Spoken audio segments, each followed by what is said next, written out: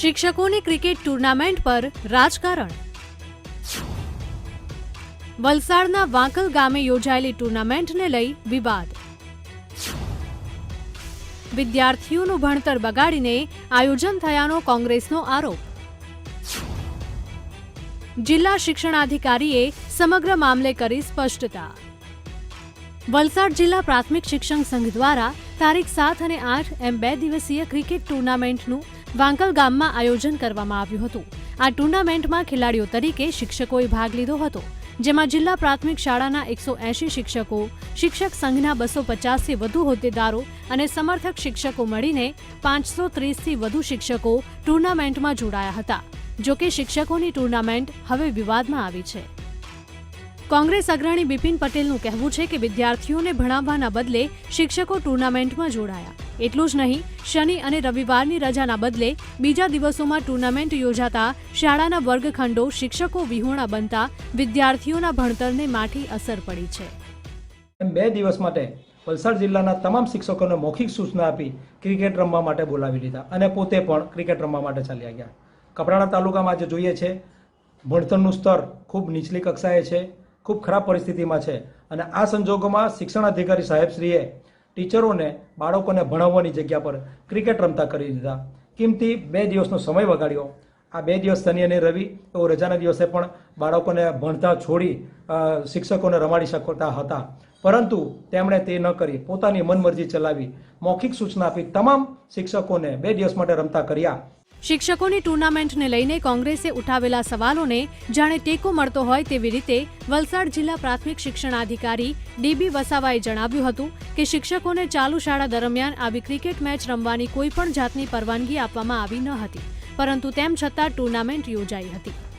વલસાડ જિલ્લામાં પ્રાથમિક શિક્ષક સંઘ તરફથી જે ક્રિકેટ ટુર્નામેન્ટનું આયોજન કર્યું, જેમાં શિક્ષક સંઘના હોદ્દેદારશ્રીઓ ડીપીઓ કચેરીએ મૌખિક રજૂઆત કરવા આવેલ હતા તારીખ 18/1/2024ના રોજ, પરંતુ અત્રેની કચેરીથી કોઈપણ પ્રકારની મૌખિક કે લેખિત મંજૂરી આપવામાં આવેલ ન હતી। છતાં એ હોદ્દેદારશ્રીઓએ જિલ્લા પંચાયતના પ્રમુખશ્રી પાસેથી શરતી મંજૂરી મેળવીને એ લોકોએ ક્રિકેટ ટુર્નામેન્ટનું આયોજન કરેલ હતું। અમે સોમવાર કે મંગળવાર પછી દરેક તાલુકામાં એક ટીમ ઉતારીને 11 શાળાઓની કે 12 શાળાઓની મુલાકાત લઈ રહ્યા છે કે હાજરી પત્રકમાં એ લોકોએ કયા પ્રકારની રજાનો ઉલ્લેખ કરેલ છે અને તે પ્રમાણે જીસીએસઆરના નિયમ મુજબ અમે એમને જેને શિક્ષાત્મક કાર્યવાહી કરવાની થશે એ પણ અમે કરવા કટિબદ્ધ છીએ।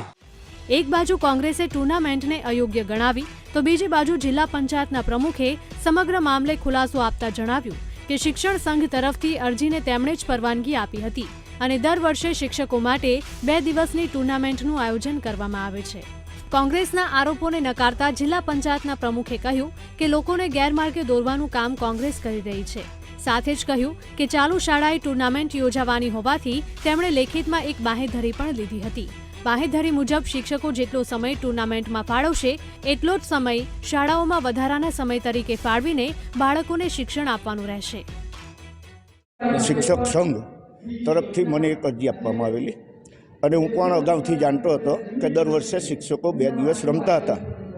તે રીતે મેં પણ એમને પરવાનગી અપાવી, લેખિતમાં આપ્યું કે ભાઈ તમારે આ જે 2 દિવસ છે એ 2 દિવસ શનિવારના રોજ 2-3 કલાક વધારે કરીને આ બાળકોનો અભ્યાસ ન બગડે તેવું તે રીતે મેં આ પરવાનગી આપવામાં। ચૂંટણીના વર્ષમાં કોંગ્રેસને આ એક લોકોને બહેલાવવાનો, ફોસલાવવાનો અને લોકોને ગુમરાહ કરવાનો આ એક રસ્તો છે અને કાયમ માટે દર વર્ષે શિક્ષકો રમતા હતા ત્યારે ક્યાં ગયેલા હતા કોંગ્રેસ? દર વર્ષે આ ટુર્નામેન્ટ રજાના દિવસોમાં ન થતી હતી।